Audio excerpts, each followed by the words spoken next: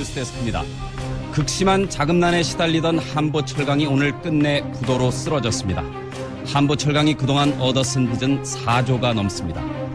세계 26위인 산미그룹이 자금난을 견디지 못해서 쓰러졌습니다. 우리나라 제빵 역사 그 자체라고 할 수 있는 삼립식품이 자금난으로 끝내 부도를 내고 신공영이 오늘 은행에 돌아온 어음을 막지 못해서 부도를 냈습니다. 세계 서열 8위인 기아그룹이 부도방지 협약 대상으로 지정됐습니다. 사실상의 부도인 셈인데 10대 재벌도 안심할 수 없다는 한간의 얘기가 현실로 드러나 충격은 더합니다. 오늘 부도 유예 대상 4개 계열사 가운데 미도파만 회생시키고 주식회사 대농은 법정관리, 대농중공업과 메트로프로덕트는 매각하기로 결정함에 따라 재계순위 34위의 대농그룹은 미도파만 남긴 채 사실상 해체됐습니다. 쌍방울 개발과 주식회사 쌍방울이 최종 부도 처리됐습니다. 사가 자금난에 시달려오다 오늘 부도 유예 협약 대상 기업으로 선정됐습니다. 오늘도 주가가 폭락해서 종합주가지수 500선마저 무너졌습니다. 혜태그룹이 오늘 끝내 부도를 냈습니다. 재계순위 25위인 뉴코아그룹이 화의 신청을 한 데 이어서 오늘 최종 부도가 났습니다. 폭등해서 은행의 달러 매도율이 사상 처음으로 미화 1달러에 1,000원을 넘어섰습니다. 물가는 오르고 또 통화기금 IMF에 구제 금융을 신청하기로 했습니다. 경제 우등생 한국의 신화를 뒤로한 채 사실상의 국가 부도를 인정하고 국제기관의 품 안에서 회생을 도모해야 하는 뼈아픈 처지가 된 겁니다. 여러분들이 들으면 굉장히 위축될 만한 무서운 단어들로 기사들이 무장을 하고 있습니다. 왜 이런 무서운 단어들이 먹히고 있을까요? 한 가지 인정할 만한 사실은 현재 이 부동산 시장은 호재보다는 악재가 많은 게 사실이기 때문입니다. 눈에 보이는 악재가 산지에 있기 때문에 당연히 이런 단어를 썼을 때는 위축될 수밖에 없겠죠. 자, 여러분들 오늘이 어떤 날인지 아실까요? 오늘은 바로 이 1997년 11월 21일에 이 IMF에 구제금융을 요청한 날입니다. 오늘이 2018년 11월 21일이니까 벌써 이 정도 시간이 흘렀습니다. 이 공포 기사의 내용대로라면 현재 부동산 시장 상황이 과거의 이 IMF 외환 위기 당시와 비슷한 상황이어야겠죠. 저희 방송을 애청해 주시는 많은 시청자분들이 이 IMF 외환 위기 당시를 온몸으로 경험하신 분이 많다고 생각이 되는데 거의 대부분의 분들은 이 경제 전반적인 분야에 대한 기억, 그리고 파산, 부도, 그리고 실업자 증가 이런 것들, 금모으기 운동 뭐 이런 것들만 기억이 나실 거고 이 부동산 부분에 특화된 포커싱된 그런 기억은 많지가 않으실 겁니다. 그래서 오늘은 이 시절에 IMF 외환 위기가 왔을 때 그리고 탈출기까지 부동산엔 어떤 변화가 있었는지 아주 간략하게 좀 이야기를 해보고 결론 짓는 시간을 갖도록 하겠습니다. 자, 일단 그 당시로 돌아가서 우리나라가 이 IMF 위기 상황을 맞은 이유가 중요하겠죠. 자, 이유는 크게 5가지 정도로 볼 수가 있는데요. 이 첫 번째는 외환 관리를 제대로 못했다. 이 외환 정책 실패가 그 첫 번째입니다. 우리나라는 90년대에 들어서 만성적으로 이 경상수지 적자를 겪게 되는데 이 상황 속에서 이 적자가 계속되면 이 외환 보유는 당연히 줄 수밖에 없죠. 그러면은 이 외환 정책을 제대로 펴서 보유를 올려야 되는데 이렇게 하지 않고 이 단기 자금 조달에만 지나치게 의존하게 됩니다. 이렇게 되면서 일시적으로 외화 수급이 안 되고 이렇게 꽉 막히면 취약한 구조를 만들어 버립니다. 그래서 이 급격한 자본 유출에 대한 대비가 없었다. 이게 첫 번째입니다. 자, 두 번째는 금융기관의 부조리, 부실, 그리고 이 외화 자금에 대한 운용이 미숙했다. 이게 두 번째 이유입니다. 일단 이 당시에는 뭐 우량한 기업이고 그렇지 못한 기업이고 간에 대출을 많이 받을 수가 있던 시절입니다. 그래서 이 시스템이 안 갖춰 있다 보니까 굉장히 뭐 부실한 거죠. 위험성 대출 자산이 증가가 되는데도 불구하고 이 통제를 못하는 겁니다. 금융기관이. 그래서 내부에서 통제를 하지 못해서 이 여러 기업들이 연쇄도산에 이 금융위기를 초래를 하죠. 그리고 이 부실대출뿐만 아니라 이 외화자금을 운용하는 데 있어서도 이 단기 조달, 그리고 장기 운용 방식의 외화자금 운용을 해서 이 기간이 안 맞는 기간 불일치에 따른 단기적인 외화 유동성 부족을 만들어냈고, 또 리스크가 높은 이 개발도상국에 중점 투자를 해가지고 이 외화대출 채권이 다 부실화되는 것들을 초래를 했습니다. 한마디로 운전을 잘못한 거죠. 자, 세 번째는 정부의 위기관리 능력이 부족했고 잘못된 정책으로 인해서 판을 더 키웠다, 위기를 더 키웠다입니다. 그 당시는 이 정부 주도 경제성장 모델에 의해서 이 한국 경제가 돌아갔는데, 이 대기업들, 국제적으로 유명한 대기업들을 배출을 많이 했지만 이 국내 내부적으로는 굉장히 비효율적으로 돌아갑니다. 그렇기 때문에 이 몇몇 기업을 중심으로, 이 재벌들 중심으로 이 경제가 돌아가게 됩니다. 그래서 나머지 기업들은 신경도 쓰지 않습니다. 그래서 이것들이 썩고 고름이 차고 이런 것들을 잘 모르는 거죠. 그래서 결국 이 97년도 들어와서 이 기업과 이 금융 부실에 대해서 빠르고 적절한 대응이 필요한데 그걸 못하게 됩니다.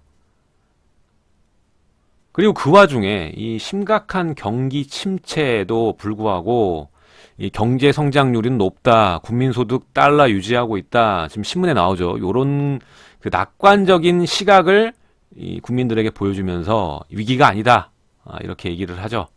그리고 무리하게 환율 방어를 해가지고 이 경상수지를 더 악화시켰습니다. 자, 네 번째는 투자가 안 돌아갑니다. 이 기업 투자의 부실화. 우리나라가 이제 94년도부터 96년까지 화랑을 바탕으로 해서 이 기업에 대한 설비 투자가 급증하게 되는데, 그 이후에 이 교육 조건의 악화, 그리고 경기가 침체됨으로 인해서 투자 수익성이 안 좋아집니다. 그러니까 투자를 안 하게 되는 거죠. 그래서 이 무리한 부실한 대출을 받게 되는 거고, 또한 기업의 이 대외적인 신뢰도도 하락할 수밖에 없는 상황이 돼버렸습니다. 자, 다섯 번째는 이 모든 것들의 발단이 되는 가장 중요한 원인인데요. 경상수지 적자가 누적됐다. 그리고 이 누적을 만들어낸 구조적인 요인 때문에 우리는 외환위기를 겪을 수밖에 없었다.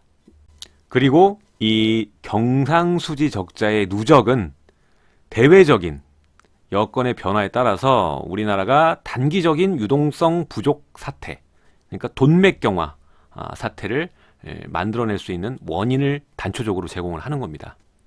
자, 이렇게 우리나라의 외환위기를 한마디로 정리를 하자면 이 무역적자의 지속, 그리고 성장 전략의 실패, 이런 구조적인 요인과, 그리고 이 정부 및 기관의 위기관리 능력이 부족해서 생겼다, 이렇게 보시면 될 것 같습니다. 자, 그럼 이렇게 우리나라의 IMF가 오고 우리나라 부동산 시장은 어떻게 움직였나, 이것을 또 살펴봐야겠죠. 그 시절을 한마디로 이야기를 하자면 이 절망과 기회가 교차했던 시절이라고 정리를 해볼 수가 있습니다. 외환 위기가 딱 닥치니까 이 사람들은 다 불안해하기 시작합니다. 기업들도 도산하지, 또 살아남는 기업들도 보유하고 있는 부동산 정리해서 현금화하지. 이러니까 당연히 불안할 수밖에 없겠죠. 그 당시 금리는 30%까지 육박했고요. 이 주식 주가는 200포인트까지 떨어졌기 때문에 이 사람들은 제정신이 아니었겠죠. 그리고 그때 실직하신 분 굉장히 많았습니다. 다니던 회사가 없어졌기 때문에 당연히 실업자가 되겠죠. 그리고 운 좋게 살아남으신 분들도 거의 급여 삭감 아니면 동결 수준이 됐기 때문에 실질적인 소득 자체가 감소하게 됐습니다. 이렇게 분위기가 죽고 매수 심리가 꺾이니까 이 부동산도 하락의 하락을 거듭하게 됩니다. 투자는 심리니까 당연히 심리가 꺾이면 가격은 떨어질 수밖에 없습니다. 그 당시엔 전국이 다 하락을 했습니다. 서울도 하락하고 지방도 하락하고, 그 와중에서도 서울 집값이 지방보다 하락폭이 더 커서 21%까지 하락했었습니다. 지금 이 상승장, 급상승장 때는 뭐 호가가 막 올라가고 그 호가 중에 한 명이 사면 그게 가격이 됐잖아요. 여기는 반대입니다. 계속 급락을 하게 되고 그 중에서 급매물 중에서 누가 사면 그게 시세가 돼버렸습니다. 그리고 아까 금리가 30%까지 갔다고 했죠? 그러니까 이 아파트 같은 거 분양받으신 분들은 버틸 수가 없죠. 뭐 건설회사가 부도 안 났다고 해도 은행 이자가 엄청나게 올랐기 때문에 이중고를 겪을 수밖에 없는 상황이었습니다. 이때 은행 이자를 뭐 감당할 수 없는 분들은 당연히 급매물로 내놨겠죠. 그리고 당연히 원래 가격보다 낮은 마이너스 P로 이 전매를 했습니다.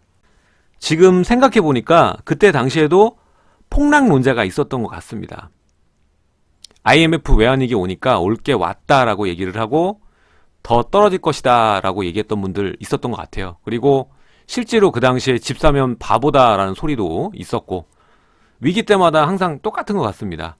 그리고 적어도 지금까지는 항상 승리자는 가지고 있던 분들이었던 것도 똑같고요. 영원한 하락은 없는 법, 바로 반등하게 됩니다. 우리나라의 경제도 부동산 시장도 반등하게 되죠.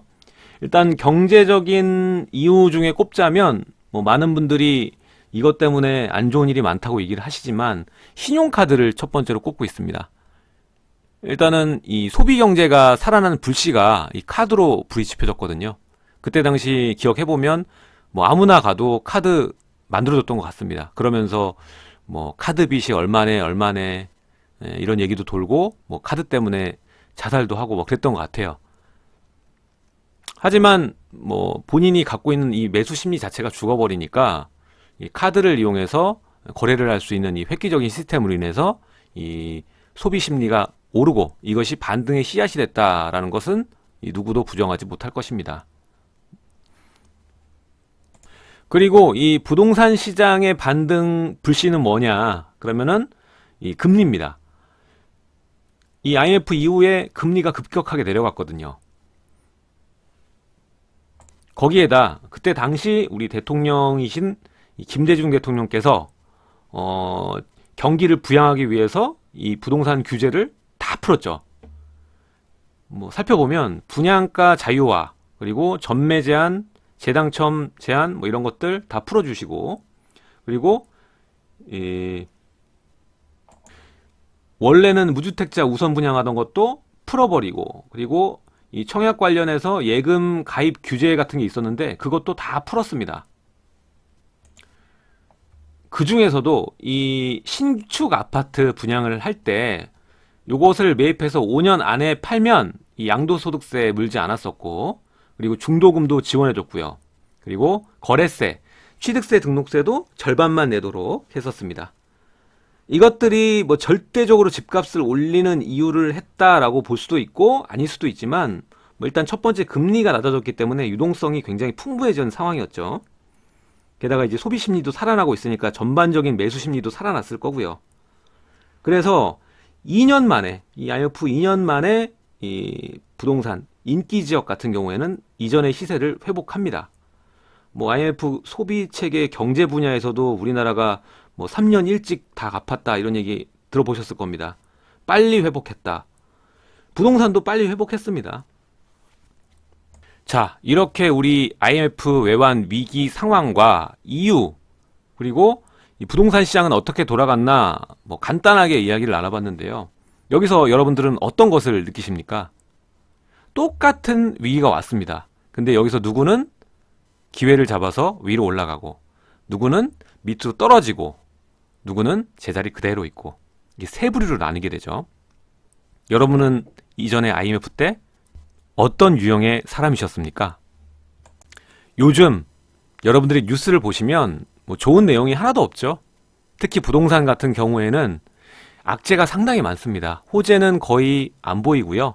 악재들이 대다수를 차지하고 있습니다. 게다가 언론들은 이 악재를 위로 더 돋보이게 해서 여러분들의 공포심을 자극하고 있는 상황입니다. 공포에 던질 것이냐 아니면 용기로 가져갈 것이냐 이런 것들은 다 여러분들이 판단하시는 겁니다. 여러분 중요한 것은요. 지금은 조정의 초입 부분밖에는 오지 않았습니다. 근데 기사에서는 IMF 외환위기 하죠. 물론 현재 부동산 시장이 좋다는 이야기는 아닙니다. 악재가 많고 좋지 않은 상황은 맞습니다. 하지만 여러분들이 알아야 할 것은 2017년도 악재가 많았습니다. 근데 올랐죠. 2018년도 마찬가지. 악재 똑같이 많습니다. 근데 올랐습니다. 이 폭등한 정말 이유가 뭔지를 정부는 제대로 알아야 된다. 그 말입니다. 악재가 많다고 해서 부동산이 못 올라가는 거 아니고요. 호재가 많다고 해서 꼭 올라가지 않고 내려갈 법도 있습니다. 특히나 저는 작년 파리 대책 이후에는 이 경기 침체가 오히려 상승을 부추겼다라고 생각이 됩니다.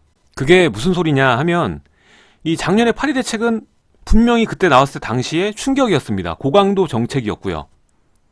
작년 파리 대책 이후에 움직인 분들은 거의 실거주 위주로 움직였다. 이렇게 보고 있거든요. 그러니까 다주택자 막아봐야 소용없다. 전 이렇게 생각하고 있습니다. 그러니까 근본적인 원인을 제거하지 않으면 집값은 계속 불안정할 것이다. 라는 거죠. 지금처럼 사지도 못하게 하고 팔지도 못하게 하고 이러한 규제가 아닌 국민들이 살고 싶어하는 양질의 주택을 공급하는 정책과 그리고 이 경제를 활성화시킬 수 있는 정책을 펴서 부동산이 아닌 이 다른 방향에도 투자를 할 수 있는 다양한 투자처를 만들어주는 정책이 필요한 시점인 것 같습니다. 오늘 내용 여기까지 하도록 하고요. 여러분들 구독하기, 알림 설정 부탁드리도록 하겠습니다. 제 영상 좌측과 우측에 또 다른 영상들이 나가고 있으니까 마저 시청 부탁드리도록 하고요. 내일 또 새로운 소식으로 여러분들을 찾아뵙도록 하겠습니다. 지금까지 시청해 주셔서 감사드립니다.